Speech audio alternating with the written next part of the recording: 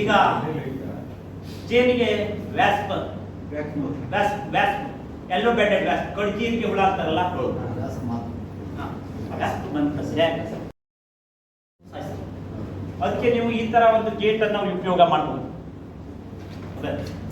ಇದನ್ನ ಹಾಕಿದ್ರೆ ವ್ಯಾಸ್ಪ್ ಬಂದು ಇಲ್ಲಿಗೆ ಹೋಗ್ತದೆ, ಹೋಗುವಾಗ ಇಲ್ಲಿ ಸ್ವಲ್ಪ ಅಗಲ ಇರ್ತದೆ ಮೇಲೆ, ಇದ್ರೊಳಗೆ ಹೋಗ್ತದೆ ಅದು ಕೆಳಕ್ಕೆ ಬರುವಾಗ ಇಲ್ಲಿಂದ ಹೋಗುವಾಗ ವಾಪಸ್ ಹೋಗುವಾಗ ಇಲ್ಲಿ ಸ್ವಲ್ಪ ಫ್ಲಾಟ್ ಹಿಂಗಿದೆ ಈ ತರ ಕ್ರಾಸ್, ಇಲ್ಲಿ ಹೋಗಿ ಇಲ್ಲಿ ಹೊರ ಬೆಳ್ಳಿಕ್ಕೆ ನೋಡ್ತದೆ, ಅದಕ್ಕೆ ದಾರಿ ಬರುವುದಿಲ್ಲ, ಏನು ಮ್ಯಾಲ ಹಾಲು ಬರುವುದಿಲ್ಲ, ಇಲ್ಲಿ ಹತ್ತಿ ಇಲ್ಲಿ ಹೋಗ್ಲಿಕ್ಕೆ ನೋಡ್ತದೆ. ಅವಾಗ ಜೇನು ಹುಳುಗಳು ಅದಕ್ಕೆ ಹೀಟ್ ಕೊಟ್ಟು ಸಾಯ್ಬಿಡ್ತಾರೆ.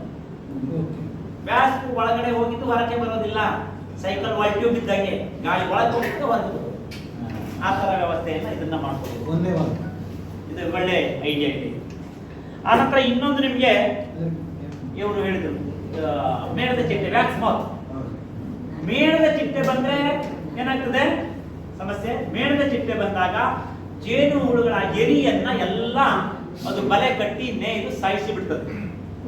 ಅದಕ್ಕೆ ಈ ಜೇಡ ತರನೇ ಬಲೆ ಕಟ್ಟಿ ಅದ್ರೊಳಗೆ ಮೊಟ್ಟೆ ಇಟ್ಟು ಆ ವ್ಯಾಕ್ಸ್ ಅನ್ನ ತಿಂದು ಎಲ್ಲ ನಾಶ. ಅದಕ್ಕೆ ಏನು ಪ್ಲಾನ್ಸ್ ಕೇಳಿದ್ರೆ ನಿಮ್ಗೆ, ನೀವು ಒಂದು ಈ ಇದ್ರದ್ದು ನಿರ್ಗುಂಡಿ ಅಥವಾ ಲಕ್ಕಿ ಸೊಪ್ಪು ಅಂತ ಕೇಳಿದಿರ? ಲಕ್ಕಿ ಸೊಪ್ಪು ಗೊತ್ತಿದೆ, ಬೇರೆ ಸಾಲಲ್ಲಿ ಒಟ್ಟು ಗೊತ್ತಾಗ ಅರ್ಥ ಅಂತ ಆಯ್ತು. ಅದು ಸ್ವಲ್ಪ ಒಂದಿಷ್ಟು ತಗೊಳ್ಳಿ, ಅದು ಸ್ವಲ್ಪ ತಗೊಳ್ಳಿ. ಅದನ್ನ ಭತ್ತದ ಕಣದಲ್ಲಿ ಹಿಂದಿನ ಜನ ಚಿಟ್ಟೆ ಆಗ್ಬಾರ್ದು ಅಂತ ಹಾಕ್ತಿದ್ರು, ಗೊತ್ತಿದೆಯಾ? ಜನ ಬಹಳ ಬುದ್ಧಿವಂತರು, ಅವರು ಒಂಥರ ಎಂಟಮಲಜಿಸ್ಟ್ ಇದ್ದಂಗೆ, ಅವರು ಬಹಳ ಬುದ್ಧಿವಂತಿಕೆ ಅವರು. ಅವರೆಲ್ಲ ಜ್ಞಾನವನ್ನ ಕಲ್ತ್ಕೊಂಡಿದ್ರು, ಅದಕ್ಕೆ ಅದನ್ನ ಹಾಕ್ತಿದ್ರು. ಅಲ್ಲಿ ಚಿಟ್ಟೆಗಳು ಆಗೋದಿಲ್ಲ, ಇದರ ಘಾಟಿಗೆ ಚಿಟ್ಟೆಗಳು ಬರ್ಲಿಕ್ಕೆ ಸಾಧ್ಯತೆ ಇಲ್ಲ.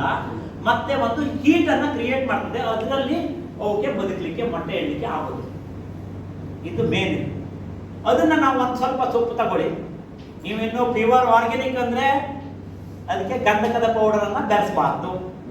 ಇಲ್ಲ ಅಂತಂದ್ರೆ ಓಕೆ ನಾನು ಎರಡು ಮಾಡ್ತೀನಪ್ಪ ಅಂತಂದ್ರೆ ಸ್ವಲ್ಪ ಗಂಧಕದ ಪೌಡರ್ ಅನ್ನು ಸೇರಿಸಿ, ಸ್ವಲ್ಪ ಇಲ್ಲ ಎಲ್ಲರಿಗೂ ಇರ್ತಾರೆ, ಅದೇ ಎಲ್ಲ ಸಮ್ಮಿಶ್ರ ಸರ್ಕಾರ ಉಂಟು, ಸ್ವಲ್ಪ ಯಾಕಂದ್ರೆ ಬೋರ್ಡ್ ಯೂಸ್ ಮಾಡುವವರು ಗಂಧಕ ಯೂಸ್ ಮಾಡ್ತಾರೆ. ಸ್ವಲ್ಪ ಈ ಬೋರ್ಡ್ ಮಿಶ್ರಣ ಹೊಡಿತಾರೆ ಅಡಿಗೆಗೆ, ಏನು ಮಾಡ್ಲಿಕ್ಕೆ ಆಗುದಿಲ್ಲ. ಬೋರ್ಡಲ್ಲಿ ಗಂಧಕ ಇರ್ತದೆ,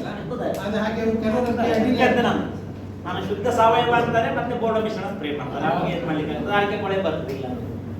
ಅಡಿಕೆ ಕೊಳೆ ಬಂದ್ರು ಕೂಡ, ಅಡಿಕೆ ಕೊಳೆ ಬಂದಿದ್ದ ಅಡಿಕೆ ಕೂಡ ನಾನು ಉಪಯೋಗಿಸಿದ್ದೇನೆ, ಅದನ್ನ ಹೇಳ್ತೇನೆ. ಅದು ಪಿಕ್ಕಲ್ ಮಾಡಿದ್ದೇನೆ. ಅಡಿಕೆ ಕೊಳೆ ಬರ್ತದಲ್ಲ, ಬಿದ್ದಿದ್ದು ನೀವು ಎಸೆಯೋ ಕೆಲಸ ಇಲ್ಲ, ಎಲ್ಲ ಅವತ್ತಿಂದ ಅವತ್ತು ಹೆಕ್ಕೊಂಡು ಬನ್ನಿ. ಅದು ಒಂದು ಪೈಟೋಪ್ಟೆರ ಅರೇಕಿಯಾ, ಮನುಷ್ಯ ಹ್ಯೂಮನ್ ಬಾಡಿಗೆ ಯಾವುದೋ ತೊಂದರೆ ಮಾಡೋದಿಲ್ಲ, ಅದೇನು ತೊಂದರೆ ಇಲ್ಲ.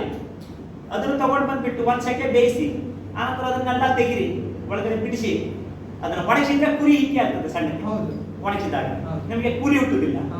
ಅದನ್ನ ತಗೊಂಡು ಬಂದು ಎಲ್ಲ ಏನ್ ಮಾಡ್ಬೇಕು ಹೇಳಿದ್ರೆ, ನೀವು ಒಂದ್ ಲೇಯರು ಒಳ್ಳೆ ಈ ಮಾವಿನ ಬಿಡಿದು ಸ್ಮೆಲ್ ಇರೋದು ಎಲೆ ಇರ್ತದಲ್ಲ, ಅದ್ರ ಒಂದ್ ಲೇಯರ್, ಆ ಎಲೆನೇ ಅಷ್ಟು ಸ್ಮೆಲ್ ಇರ್ತದೆ ಕೆಲವೊಂದು ಗಿಡಗಳು. ಅದ್ರದ್ದು ಸ್ವಲ್ಪ ಒಂದಿಷ್ಟು ತಗೊಂಡು ಬನ್ನಿ, ಒಂದ್ ಲೇಯರ್ ಹಾಕಿ, ಮತ್ತೆ ಆನಂತರ ಅದು ಈ ಇದನ್ನ ಹಾಕಿ, ಏನು ಅಡಿಕೆಯನ್ನೆಲ್ಲ ಹಾಕಿ, ಉಪ್ಪು ಹಾಕಿ, ಚಟ್ ಹಾಕಿ, ಉಪ್ಪು ಹಾಕಿ ಬಿಡಿ ಹಾಕ್ತಾರಲ್ಲ ಹಂಗೆ, ಆನಂತರ ಪ್ರೆಸ್ ಮಾಡಿ ಇಡಿ, ಕಡೆಗೆ ಆನಂತರ ಅಡಿಕೆ ಖಾರ ಮಸಾಲೆ ಹಾಕಿ, ಅರೆ ಕಪ್ ಪಿಕಲ್ ರೆಡಿ ಆಯ್ತು. ಹೊಳತು ಹೋಗುದು, ಹಳ್ಳಕ್ಕೆ ಎಸೆಯುವುದು, ಪಿಕಲ್ ರೆಡಿ ಆಯ್ತು. ಅದು ಪಿಕಲ್ಲು, ಅರೇಕಾ ಪಿಕಲ್ 1 kg 450 ರೂಪಾಯಿ. ಎಷ್ಟು ರುಚಿ ಗೊತ್ತಾದ್ರು. ನೀವು ಯಾವ್ದು ಬೇಕಾದ್ರೂ ಅದಕ್ಕೆ ಕಾಳುಮೆಣಸು ಆ್ಯಡ್ ಮಾಡ್ಬೋದು, ಯಾವ್ದು ಬೇಕಾದ್ರೂ ಟೇಸ್ಟ್ಗೆ ನೀವು ಆ್ಯಡ್ ಮಾಡ್ಬೋದು. ಅದನ್ನು ಕೂಡ ನಾವು ಮಾಡಿ ಮಾರಾಟ ಮಾಡಿದ್ದೇವೆ, ಬಹಳ ಒಳ್ಳೆಯ ಟೇಸ್ಟ್ ಇದೆ.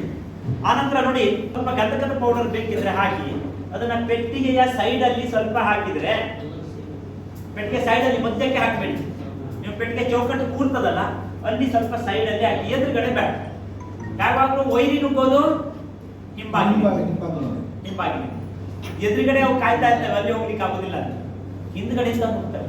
ಅದಕ್ಕೆ ಅದನ್ನ ಹಾಕಿ, ಮತ್ತೆ ಅಡಿಮನೆಯಲ್ಲಿ ಬಿರುಕು ಇದ್ರೆ ಅಲ್ಲಿ ನಾನು ಹೇಳಿದ್ನಲ್ಲ, ಈ ನಿರ್ಗುಂಡಿ ಅಂದ್ರೆ ಲಕ್ಕಿ ಸೊಪ್ಪಿನ ಪೌಡರು, ಅಂದ್ರೆ ವೈಟ್ ಸಿಮೆಂಟು ಚೆನ್ನಾಗಿ ಮಿಕ್ಸ್ ಮಾಡಿ ಅದಕ್ಕೆ ಪ್ಲಾಸ್ಟರ್ ಮಾಡಿಬಿಡಿ. ಅಲ್ಲಿ ಅವಾಗ ಬಿರುಕುಗಳು ಇಲ್ಲದೆ ಹೋದ್ರೆ ಅಲ್ಲಿ ಮೊಟ್ಟೆ ಇಡ್ಲಿಕ್ಕೆ ಅವಕ್ಕೆ ಅವಕಾಶ ಆಗೋದಿಲ್ಲ. ಅದನ್ನ ಹಾಕಿಬಿಟ್ರೆ ನಿಮಗೆ ಆ ಸ್ಮೆಲ್ಗೆ ಏನು ಆ ಹುಳುಗಳು ಬಂದ್ರು ಮೊಟ್ಟೆ ಇಡ್ಲಿಕ್ಕೆ ಆಗೋದಿಲ್ಲ, ವ್ಯಾಕ್ಸ್ ಮೌತ್ ಬಂದ್ರು ಒಳಗಡೆ ಹೋಗ್ಲಿಕ್ಕೆ ಆಗೋದಿಲ್ಲ. ಒಳಗಡೆ ಹೋದ್ರೂ ಓಕೆ, ಅಲ್ಲಿ ಇದು ಮಾಡ್ಲಿಕ್ಕೆ ಆಗೋದಿಲ್ಲ. ಇದನ್ನು ಮಾಡ್ಕೊಂಡ್ಬಿಟ್ರೆ ನಿಮಗೆ ಅದು ದೊಡ್ಡ ಪರಿಹಾರ. ಜೇನಿಗೆ ಬರ್ತಕ್ಕಂಥದ್ದು ಕೆಲವೊಂದು ರೋಗಗಳಿವೆ. ಆನಂತರ ಅಡಿಮಣಿಯನ್ನು 20 ದಿವಸಕ್ಕೆ ತಿಂಗಳಿಗೆ ನೀವು ಒಂದು ಸರ್ತಿ ಗ್ಯಾಸ್ ಒಲೆಯಲ್ಲಿ ಬರ್ನರ್ ಹಚ್ಕೊಂಡು ದೊಡ್ಡ ಹಚ್ಕೊಂಡು ಹಿಂಗೆ ಹಿಡಿದು ಆ ನಂತರ ಹಾಕಿ. ಅವಾಗ ಏನಾಗುತ್ತೆ ಕೇಳಿದ್ರೆ ಒಳಗಡೆ ಏನಾದರೂ ಫಂಗಸ್ ಇದ್ರೆ, ಮೊಟ್ಟೆ ಇದ್ರೆ ಎಲ್ಲ ಸುತ್ತು.